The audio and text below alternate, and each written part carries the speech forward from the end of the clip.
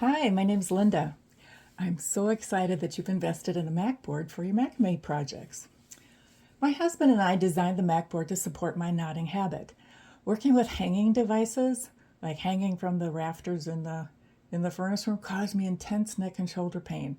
But working in my lap with a tool that stabilizes my macrame project is life-changing. I love to macrame. You'll find me at the beach, on the back porch, in a recliner while Jim's watching TV, in the truck on long road trips, and I'm knotting. The board stabilizes my project so my knots are consistent and tight, and my hands and arms are in a neutral position so when the project's done, I'm not hurting. Well, let's talk about some creative ways my beat-up MacBoard and I have knotted up a variety of big and small projects. The MacBoard comes with locking J-hooks. Now, metal hooks are not designed for movement.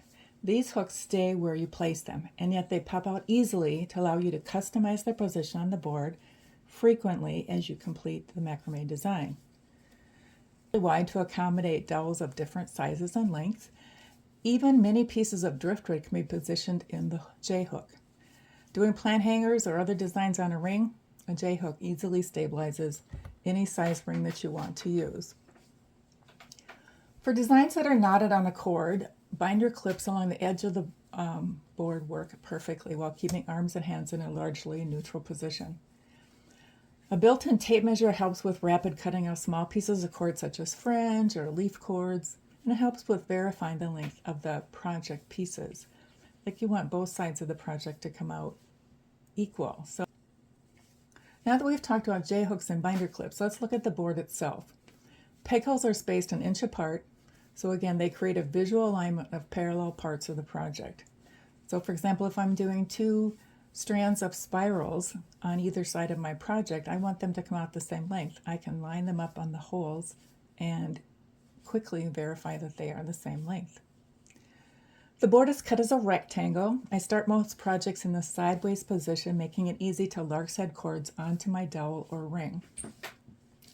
As I keep knotting, the piece gets longer, too long for the 10-inch side of the board. At this point, I flip the board to the long position and move the pegs up the board as the project lengthens. Now, sometimes I need more than 22 inches to comfortably complete the work.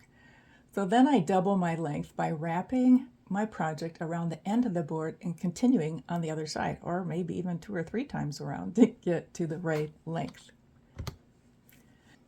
You too will find innovative ways to use the MacBoard as a tool for creating amazing macrame art. Feel free to share your ideas in the comments as you knot up beautiful art. Happy knotting!